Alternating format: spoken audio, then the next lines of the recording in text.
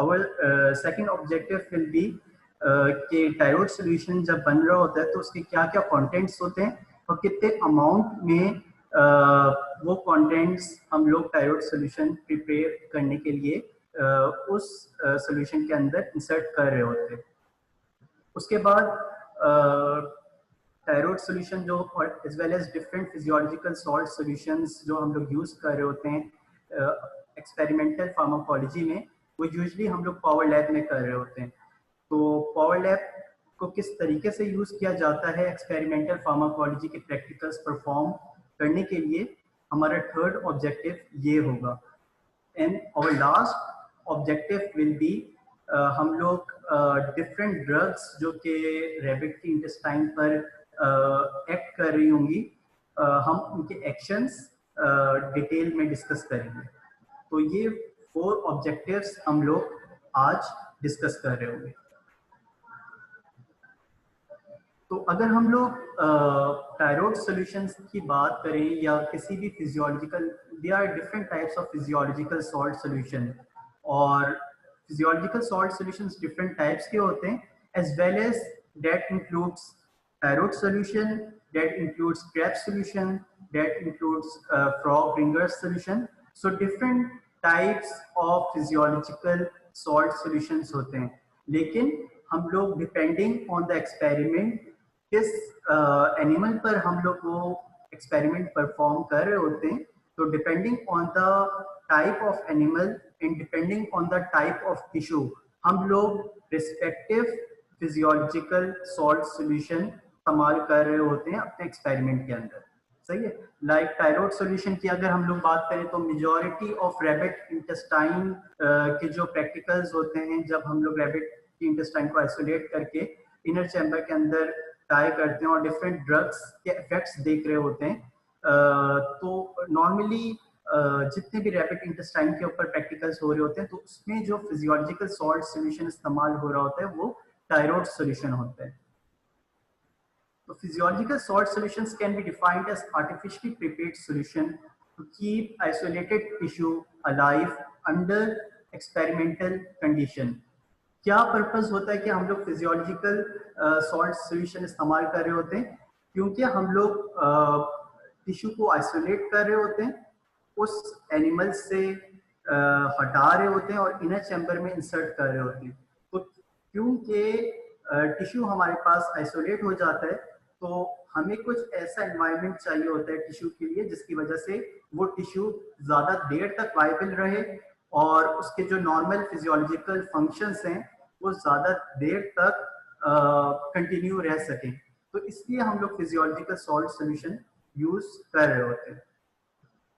So the purpose is, as animal experiments have to be done with isolated organs, it is necessary to use a certain number of physiological salt solutions of different ionic concentration, which almost act as a substitute to the tissue fluid।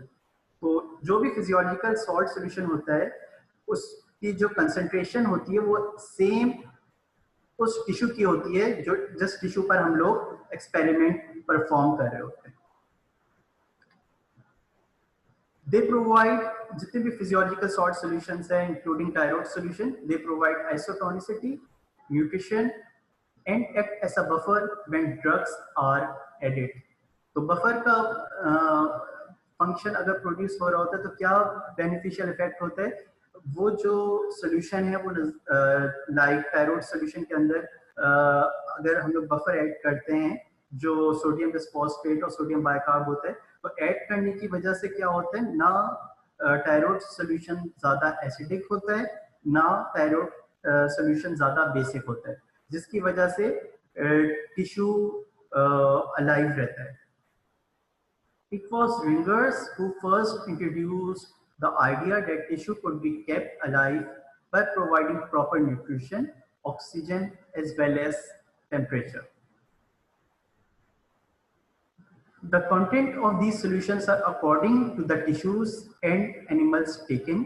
These solutions provide food material, that is energy, oxygen, electrolytes, as in the same proportion as that present in tissue fluid.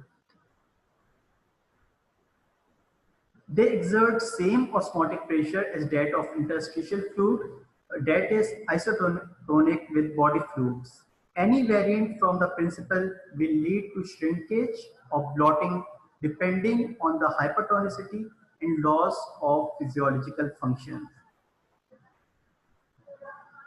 तो ये जितने भी हमारे पास physiological salt solutions होते हैं, चाहे वो टायरोड solution जो हमारा मेन टॉपिक है आज, टायरोड सॉल्यूशन, या जितने भी डिफरेंट टाइप्स ऑफ सॉल्यूशंस होते हैं, सबके लिए ये सेम प्रॉपर्टीज होनी चाहिए. ये solution should be prepared carefully with pure material, क्योंकि as well as they can be kept for about 24 hours. 24 hours तक जो भी फिजियोलॉजिकल सॉल्ट सॉल्यूशन हम लोग प्रिपेयर कर रहे होते हैं वो अपना बेनिफिशियल इफेक्ट प्रोड्यूस करवा रहे होते हैं, लेकिन 24 आवर्स के बाद वो कंटेमिनेटेड होना स्टार्ट हो जाते हैं.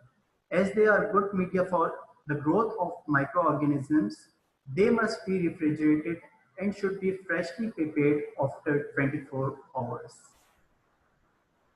और 24 आवर्स के बाद जितने भी फिजियोलॉजिकल सॉल्ट सॉल्यूशन है वो एक्सपायर हो जाते हैं. Following points should be carefully noted at the time of preparation of solution. सबसे इम्पोर्टेंट टायरोड सॉल्यूशन के अंदर जो कंटेंट्स होते हैं वो sodium chloride, potassium chloride, calcium chloride and magnesium chloride, as well as sodium bisphosphate and sodium bicarb. तो इनके individually क्या फंक्शंस, क्या बेनिफिशियल इफेक्ट्स प्रोड्यूस हो रहे होते हैं कि हम लोग अगर टायरोड सॉल्यूशन के अंदर ये कंपोनेंट्स डालें तो टायरोड सॉल्यूशन क्या बेनिफिशियल इफेक्ट प्रोड्यूस करवा रहा होता है, तो वो वन बाय वन हम लोग डिस्कस करेंगे. तो कैटाइंस की बात करें तो starting with the sodium ion. Sodium ion is responsible for the maintenance of excitability, contractility, and rhythmicity of muscles and nerves, and maintain that respective solution isotonic. Potassium ion की बात करें तो it is responsible for increasing relaxation of heart, increased neuromuscular transmission and excitability of nerves, and maintain their respective solution isotonic. Calcium ions की बात करें तो it increase force of contraction and tone of heart and decrease excitability of nervous tissues. In contrast, अगर magnesium ions की बात करें तो it is responsible for contraction of smooth muscles. और टायरोड सॉल्यूशन के अंदर जो सोडियम बाइकार्ब और सोडियम बिस्फॉस्फेट या डाइहाइड्रोजन फॉस्फेट जो इंसर्ट हुआ होता है, they both act as a buffer to maintain the pH of the solution, जिसकी वजह से pH ना ज्यादा एसिडिक होता है और ना ज्यादा बेसिक होता है. pH of various physiological salt solution varies from 7.3 to 7.8 depending upon organ. At lower pH, value tone of preparation tend to decrease and effect of drug is also altered. pH affect tissue directly and by ionization, and at higher pH, ionization is less and leads to alkalinity and thus improves cardiac and smooth muscle activity.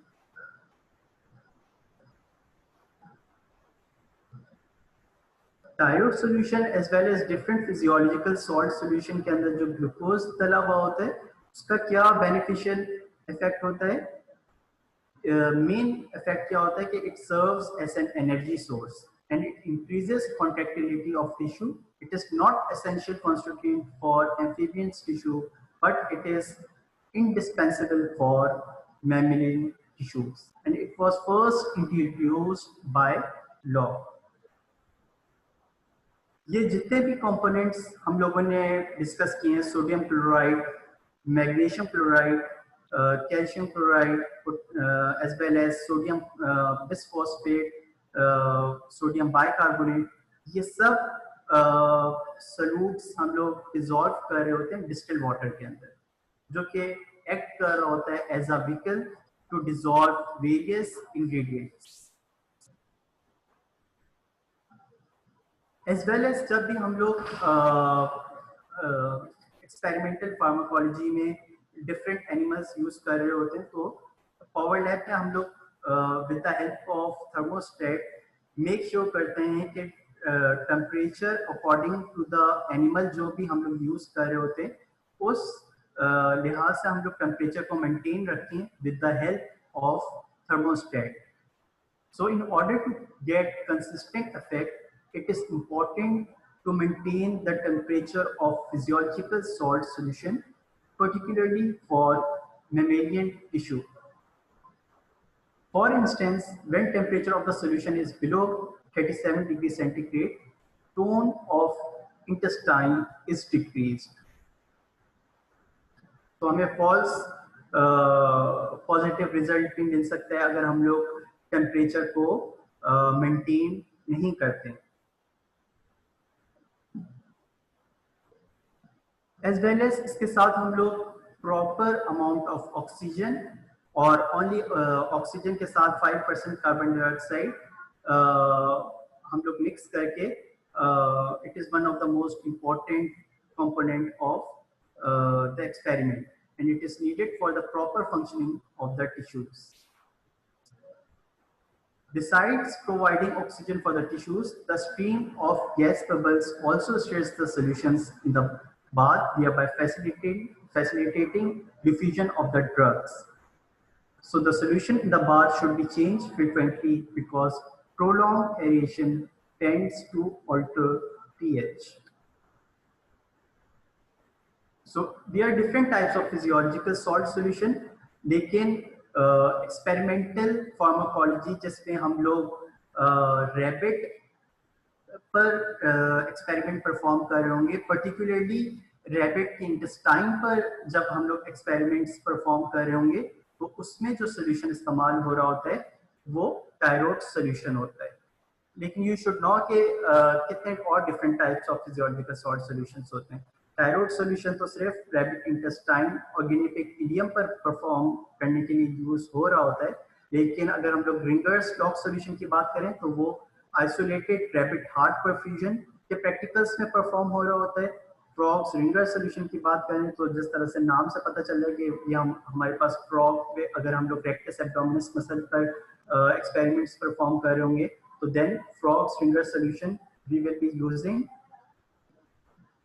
Dissolution solution की अगर हम लोग बात करें तो it is used in rat, uterus, duodenum, colon experiments.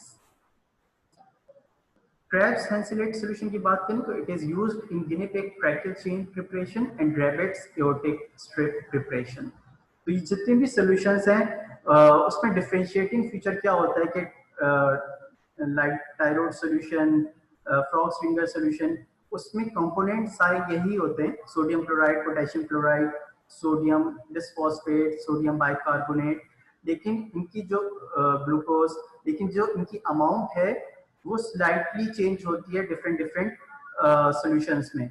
और ये amount components की क्यों चेंज होती है, क्योंकि according to the type of tissue and type of animal ये हमारे पास जो डिफरेंट सॉल्यूट्स होते हैं उनकी हम लोग डिफरेंट अमाउंट रखते हैं according to the tissue.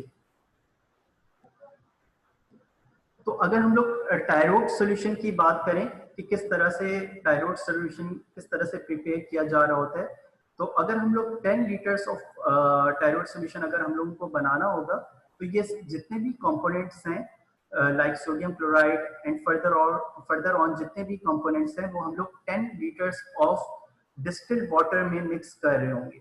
Like sodium chloride हम लोग 80 ग्राम्स ले रहे होंगे, पोटेशियम क्लोराइड हम लोग 2 ग्राम्स ले रहे होंगे, मैग्नीशियम क्लोराइड हम लोग 1 ग्राम ले रहे होंगे, sodium bisphosphate 0.5 grams, sodium bicarbonate 10 grams. और ये जो सोडियम बाइकार्बोनेट सोडियम बिसफॉस्फेट है वो ऐसा बफर एक्ट करेंगे जिसकी वजह से सोल्यूशन ना ज्यादा टायरोड सोल्यूशन ना ज्यादा एसिडिक होगा ना ज्यादा बेसिक होगा। और सोडियम क्लोराइड और पोटेशियम क्लोराइड का क्या बेनिफिशियल इफेक्ट होगा कि ये हमारे पास सोल्यूशन की आइसोटोनिसिटी मेंटेन कर रहे होंगे। इन कंट्रास्ट मैग्नीशियम क्लोराइड की बात करें और as well as calcium chloride की बात करें तो ये हमारे पास मसल्स की कॉन्ट्रैक्शन के लिए यूज हो रहा होता है। और इन लास्ट अगर ग्लूकोज की बात करें, जो कि हम लोग थायराइड सोल्यूशन के अंदर 10 ग्राम्स डाल रहे होंगे, तो ग्लूकोज हमारे पास फॉर एनर्जी पर्पस यूज हो रहा होता है। तो थायराइड सोल्यूशन बनाने के अंदर ये रिस्पेक्टिव अमाउंट में हम लोग सोल्यूशंस को सोल्यूट्स को डिसॉल्व कर रहे होंगे 10 लीटर्स ऑफ वाटर में, और हमारे पास 10 लीटर्स ऑफ थायराइड सोल्यूशन बन जाएगा। सही। अगर अगर हम लोग को 1 लीटर ऑफ थायराइड सोल्यूशन बनाना होगा, तो हम लोग इन सब सोल्यूट्स को 1 लीटर के लिहाज से डिवाइड करेंगे, और 1 लीटर का भी हम लोग थायराइड सोल्यूशन बना सकते हैं। जितना भी लीटर का हम लोगों को थायराइड सोल्यूशन बनाना होगा, उस लिहाज से हम लोग इसको डिवाइड करेंगे सोल्यूट्स को, और उस रिस्पेक्टिव अमाउंट में हम लोग थायराइड सोल्यूशन प्रिपेयर करेंगे। लेकिन हम लोग मेक श्योर करेंगे कि जब भी हम लोग कैल्शियम क्लोराइड और सोडियम बाइकार्बोनेट डालें, तो इनको अलग अलग इंडिविजुअल डालें, मिक्स करके नहीं डालें, क्योंकि they can form precipitates and they clog the receptors and decrease the efficacy of the drug.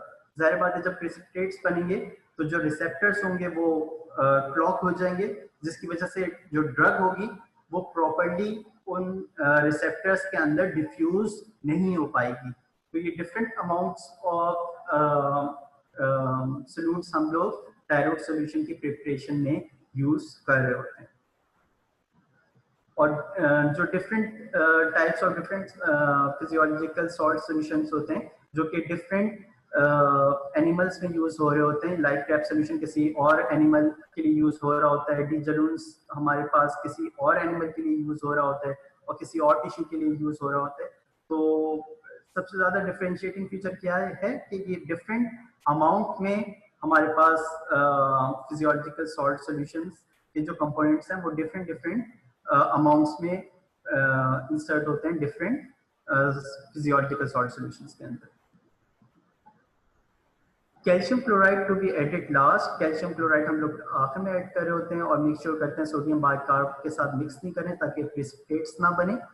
Calcium chloride and magnesium chloride are hygroscopic, so we will be using stock solution.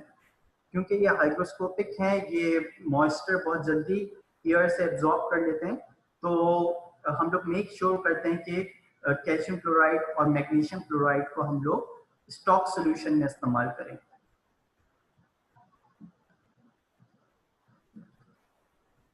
तो method क्या होता है कि किस तरह से हम लोग डिफरेंट ड्रग्स इस्तेमाल कर रहे होते हैं रैबिट की इंटेस्टाइन पे। तो जितनी भी ड्रग्स हैं जो कि हम लोग यूज कर रहे होते हैं रैबिट इंटेस्टाइन के ऊपर जो इफेक्ट कर रही होती हैं, वो हम लोग किस तरह से उसका इफेक्ट देख रहे होते हैं, वो with the help of power lab हम लोग अपने रिस्पेक्टिव ड्रग का इफेक्ट देख रहे होते हैं।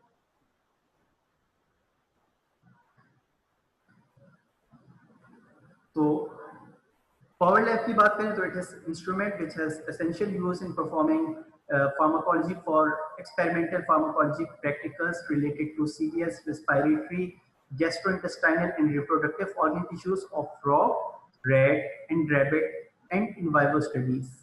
It has beneficial effects in pharmacology practical for study of effects of different drugs on GITs, skeletal muscles, CVS, respiratory and uterus, and to store the data safely and effectively.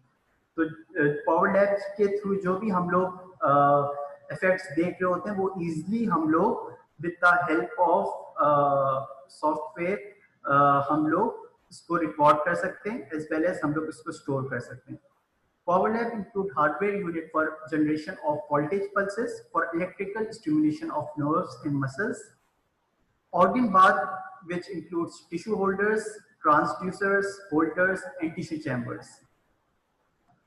Bridge amplifiers connect to most transducers, and isotonic transducers are suitable for investigating isotonic contractions of isolated organs and tissues. तो transducer का function क्या होता है कि जो भी हमारे पास isotonic contractions हो रही होती हैं वो मैकेनिकली प्रोड्यूस हो रही होती है कॉन्ट्रैक्शंस, तो ट्रांसड्यूसर मैकेनिकल कॉन्ट्रैक्शंस को हमारे पास इलेक्ट्रिकल एक्टिविटी में चेंज करके हमारे पास जो कॉन्ट्रैक्शंस होती हैं वो हम लोग मॉनिटर के ऊपर देख रहे होते हैं। तो with the help of software होता है हमारे पास लैब ट्यूटर, जिसकी वजह से हम लोग ये कॉन्ट्रैक्शंस देख रहे होते हैं। तो lab tutor controls the sampling and storage of experimental data and allows researcher to display, manipulate and analyze the data effectively. First, a transducer converts the signal of interest, and in the attached computer, sample data is stored and displayed. तो M क्या है हमारे पास power lab का? Application of power lab, the main M is कि हम लोग plot कर रहे होते हैं ग्राफ को, और हम लोग डिफरेंट ड्रग्स के इफेक्ट को हम लोग मॉनिटर कर रहे होते हैं। As well as it signifies Power Lab signifies the benefits of use of Power Lab in pharmacology practical to study the effects of different drugs acting on different organs. Power Lab के अंदर different instruments होते हैं like organ bath, जिसको हम लोग Bales organ bath कहते हैं, और isolated organ bath. It is an apparatus used for studying the effects of drugs, chemical substances on isolated tissues in vitro.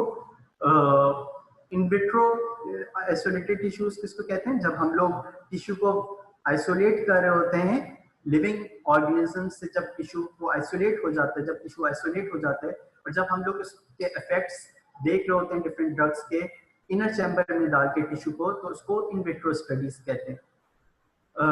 So the organ bath consists of an inner glass tube or organ bath containing physiological salt solution and tissue, as well as outer bath, which is made up of glass filled with water, the temperature of which is checked with the help of thermostat and maintained at 37 degrees centigrade for all the mammalian experiments. As well as हम लोग continue oxygen की supply भी practical में दे रहे होते हैं।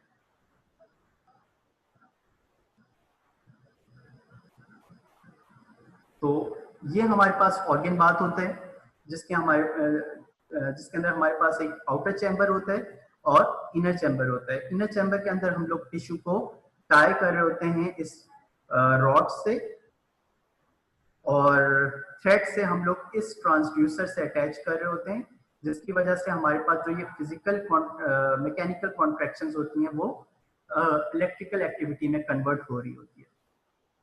तो इसके अंदर इनर चैम्बर के अंदर हमारे पास ये जो ऑर्गन बाथ का इनर चैम्बर होता है, इनर चैम्बर के अंदर हमारे पास टायरोड सॉल्यूशन होता है, और ये जो आउटर चैम्बर होता है उसके अंदर हमारे पास वाटर होता है, जो with the help of thermostat उस वाटर को हम लोग अपने रिस्पेक्टिव टेम्परेचर पर मेंटेन कर रहे होते हैं। और इस चैम्बर के अंदर हमारे पास टायरोड सॉल्यूशन होता है, जो कि इन ट्यूबिंग से हमारे पास इनर चैम्बर के अंदर इन ट्यूबिंग्स के थ्रू जा रहा होता है। ये हमारे पास पावर लैब का पूरा यूनिट होता है। प्रिपरेशन ऑफ ऑर्गन बाथ की बात करें तो outer chamber of organ bath is cleared and filled with warm water in temperature is maintained at 37 degree centigrade throughout the experiment. The inner tissue bath is filled with Tyrode solution, क्योंकि हम लोग rapid intestine पर practical perform कर रहे होंगे, तो हम लोग और डिफरेंट ड्रग्स हम लोग इंटेस्टाइन पर इफेक्ट उसका देख रहे होंगे डिफरेंट ड्रग्स का, तो हम लोग कौन सा सोल्यूशन इस्तेमाल कर रहे होंगे? हम लोग टायरोड सोल्यूशन इस्तेमाल कर रहे होंगे। The solution is aerated by passing the stream of air.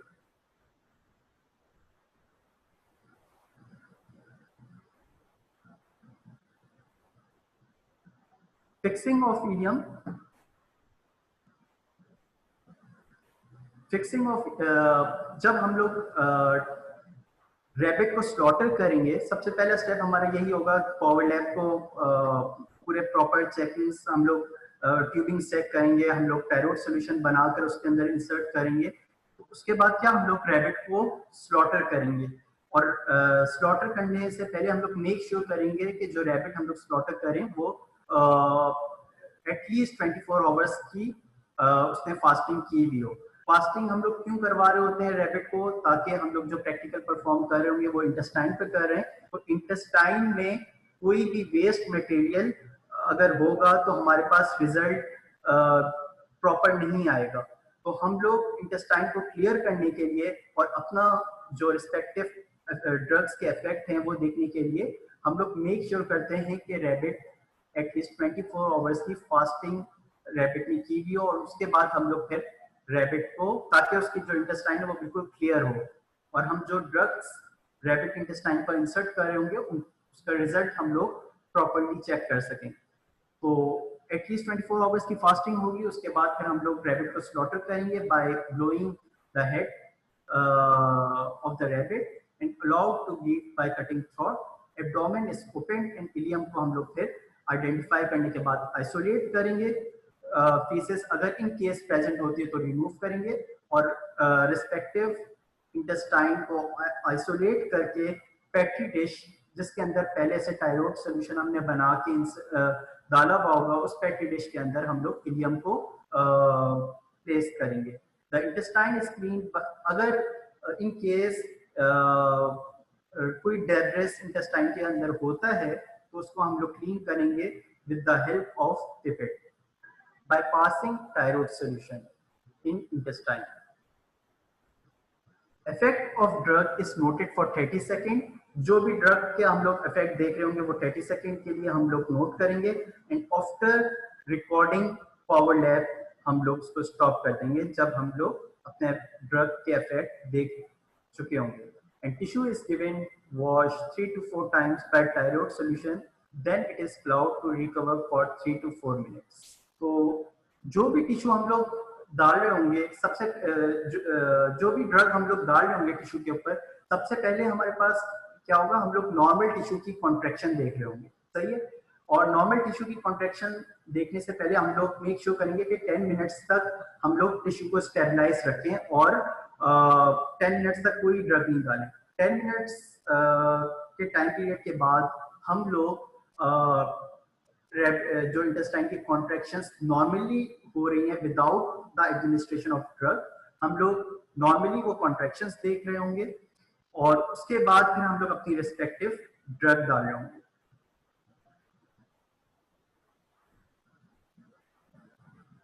और जब भी हम लोग कोई नेक्स्ट ड्रग डालेंगे तो हम लोग मेक श्योर करेंगे 3 to 4 टाइम्स हम लोग उस टिश्यू को वॉश करें, और 3 to 4 मिनट्स तक हम लोग रेस्ट पीरियड दें टिश्यू को, और उसके बाद फिर हम लोग अपनी नेक्स्ट ड्रग एडमिनिस्टर करें।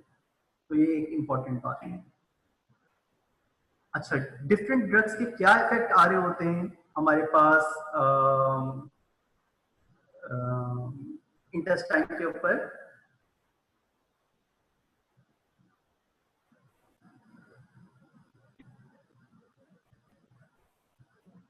तो डिफरेंट ड्रग्स के हमारे पास क्या इफेक्ट्स आ रहे होते हैं इंटेस्टाइन के ऊपर, अगर हम लोग ये डिस्कस करें तो अगर हम लोग हिस्टामिन की बात करें तो हिस्टामिनिक रिसेप्टर्स जो कि H1 रिसेप्टर्स इंटेस्टाइन पर होते हैं रैबिट इंटेस्टाइन के ऊपर, तो वो हमारे हिस्टामिन डालने की वजह से हमारे पास इंटेस्टाइन की कॉन्ट्रैक्शन प्रोड्यूस हो रही होगी और हमारे पास कॉन्ट्रैक्शन की पीक्स आ रही होंगी। अगर हम लोग एसिटाइल कोलिन की बात करें या पाइलोकार्पिन की बात करें जो कि कोलिनर्जिक एगोनिस्ट ड्रग्स हैं, तो क्योंकि ये कोलिनर्जिक एगोनिस्ट ड्रग्स हैं, ये हमारे पास इंटेस्टाइन की मोटिलिटी को क्या कर रहे होंगे, ये ड्रग्स हमारे पास इंटेस्टाइन की मोटिलिटी को इंक्रीज कर रहे होंगे और इंटेस्टाइन की कॉन्ट्रैक्शंस को इंक्रीज करवा रहे होंगे with the help of M3 receptors. M3 receptors activate हो रहे होंगे और इंटेस्टाइन की कॉन्ट्रैक्शन इंक्रीज हो जाएगी। अगर हम लोग सेरोटोनिन की बात करें तो अगर हम लोग सेरोटोनिन एडमिनिस्टर करते हैं इंटेस्टाइन के ऊपर और रैबिट इंटेस्टाइन के ऊपर सेरोटोनिन एगोनिस्ट ड्रग्स डालते हैं तो 5-HT2 रिसेप्टर्स एक्टिवेट होंगे और रैबिट की इंटेस्टाइन की कॉन्ट्रैक्शंस प्रोड्यूस हो रही होंगी। एज वेल एज अगर हम लोग कैल्शियम या बैरियम क्लोराइड डालते हैं तो डायरेक्ट इफेक्ट क्या होगा, कैल्शियम की वजह से इंटेस्टाइन की कॉन्ट्रैक्शंस हो रही होंगी। तो ये जितनी भी हमारे पास ड्रग्स हैं अभी हम लोगों ने डिस्कस करी, ये सारी ड्रग्स हमारे पास इंटेस्टाइन के ऊपर कॉन्ट्रैक्शंस करवा रही होंगी। Histamine, pilocarpine, acetyl choline, serotonin, calcium chloride as well as barium chloride, ये जितनी भी ड्रग्स हैं ये हमारे पास इंटेस्टाइन की कॉन्ट्रैक्शंस करवा रही होंगी। इन कॉन्ट्रास्ट अगर हम लोग एपिनेफ्रिन या अपॉइड एगोनिस्ट की बात करें या कैल्शियम चैनल ब्लॉकर्स की बात करें, तो ये हमारे पास इंटेस्टाइन की रिलैक्सेशन करवा रही होंगी, और जो कॉन्ट्रैक्शंस की पीक आ रही होती है हमारे पास मॉनिटर के ऊपर, वो नहीं आएंगी, बल्कि इंटेस्टाइन रिलैक्स हो जाएगा। तो अगर हम लोग एपिनेफ्रिन की बात करें, एपिनेफ्रिन एडमिनिस्टर करते हैं तो कौन सा रिसेप्टर एक्टिवेट होगा? अल्फा और बीटा 2 रिसेप्टर, जिसकी वजह से हमारे पास इंटेस्टाइन की रिलैक्सेशन हो रही होगी। ऑपियोइड्स की बात करें, चाहे वो मॉर्फिन हो या पेप्टाइडिन हो, ये due to activation of mu and kappa receptors हमारे पास इंटेस्टाइन की रिलैक्सेशन करवा रहे होंगे। कैल्शियम चैनल ब्लॉकर्स, क्योंकि ये कैल्शियम चैनल को ब्लॉक करेंगे ये ड्रग्स लाइक वेरापेमिल, तो इंटेस्टाइन की रिलैक्सेशन हो रही होगी। इन कंट्रास्ट अगर हम लोग हिस्टामिन के एंटागोनिस्ट ड्रग्स की बात करें लाइक क्लोरफेनिरामीन, क्योंकि ये हिस्टामिन एक एंटागोनिस्ट ड्रग है, तो हमारे पास कॉन्ट्रैक्शन ब्लॉक हो रही होगी। एसिटाइलकोलिन की बात करें तो एसिटाइलकोलिन के एंटागोनिस्ट ड्रग की बात करें like cholinergic antagonist drug like atropine, ये हमारे पास अपोजिट इफेक्ट प्रोड्यूस करवा रही होगी, लाइक रिलैक्सेशन प्रोड्यूस करवा रही होगी, क्योंकि पाइलोकार्पिन और एसिटाइलकोलिन क्या कॉन्ट्रैक्शन प्रोड्यूस करवा रही थी इंटेस्टाइन के ऊपर, इंटेस्टाइन मसल्स कॉन्ट्रैक्शन प्रोड्यूस करवा रही थी। In contrast cholinergic antagonist drug like atropine, ये हमारे पास इंटेस्टाइन की रिलैक्सेशन प्रोड्यूस करवा रही होंगी। सेरोटोनिन एंटागोनिस्ट ड्रग्स की बात करें तो चाहे वो हेप्टाडीन हो या कैटिनसेरिन हो, ये हमारे पास इंटेस्टाइन की कॉन्ट्रैक्शंस को ब्लॉक करवा रही होंगी।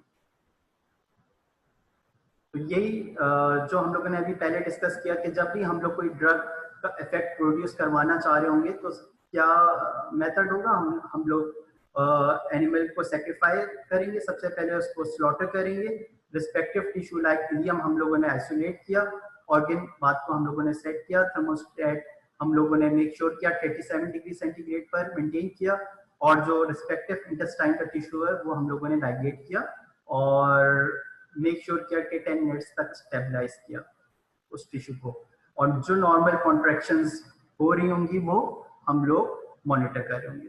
अच्छा, अगर सीरियल डाइल्यूशंस की बात करें, जो भी हमारे पास ड्रग है लाइक पाइलोकार्पिन, एसिटाइलकोलिन या जो भी डिफरेंट ड्रग है, उसकी अगर हमारे पास स्टॉक सोल्यूशन हमारे पास प्रेजेंट है और उसकी हमें डाइल्यूशन बनानी होगी, तो हम लोग किस तरीके कैसे बना सकते हैं कि लाइक हमारे पास स्टॉक सोल्यूशन से हम लोगों ने सबसे पहले डाइल्यूशन किस तरह बना रहे होंगे, हम लोग स्टॉक सोल्यूशन से 9 ml स्टॉक सोल्यूशन से 1 ml ऑफ रेस्पेक्टिव ड्रग ले रहे होंगे और 9 ml डिस्टिल वाटर डाल रहे होंगे, तो हमारे पास जो सोल्यूशन बनेगा वो 10 रेज़ टू द पावर -1 की डाइल्यूशन बनेगी। और इसी तरीके से हम लोग अगर 10 रेज़ टू द पावर -2 की डाइल्यूशन बनाना चाह रहे होंगे, तो हम लोग प्रीवियसली प्रिपेयर्ड सोल्यूशन से 1 ml लेंगे और उसको 9 ml ऑफ डिस्टिल्ड वाटर में मिक्स करेंगे, तो हमारे पास 10 रेज़ टू द पावर -2 की डाइल्यूशन बन जाएगी।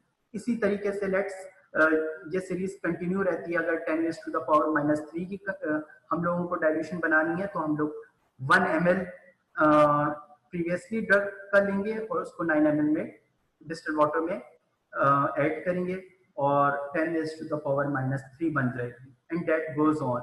इस तरह से हम लोग सीरियल डाइल्यूशंस बना रहे होते हैं और डिफरेंट डोज में हम लोग ड्रग के इफेक्ट्स देख रहे होते हैं, like 10 raise to the power -1 में -2 के डिफरेंट इफेक्ट्स आ रहे होंगे, -3 के डिफरेंट इफेक्ट्स आ रहे होंगे। और मेक श्योर करेंगे कि प्रिकॉशंस हम लोग ड्यूरिंग दिस एक्सपेरिमेंट क्या रखेंगे, टेम्परेचर मेंटेन रखेंगे, कांस्टेंट सप्लाई ऑफ ऑक्सीजन रखेंगे। जब भी हम लोग टिश्यू को आइसोलेट करेंगे तो मेक श्योर करेंगे कि उसको ओवर स्ट्रेच ना करें, ताकि उसके जो रिसेप्टर्स जो उसके टिश्यूज के ऊपर रिसेप्टर्स हैं वो डैमेज ना हो। और मेक श्योर करेंगे कि जब भी हम लोग टिश्यू टाई कर रहे होंगे तो उसके जो ल्यूमेंस हैं वो क्लोज ना हो पाए। अगर क्लोज होंगे तो इनफ अमाउंट और हमारे पास जो ऑक्सीजन है वो एंटर नहीं हो सकेगी। तो अब हम लोग जो भी क्वेश्चंस आप लोग डिस्कस करना चाह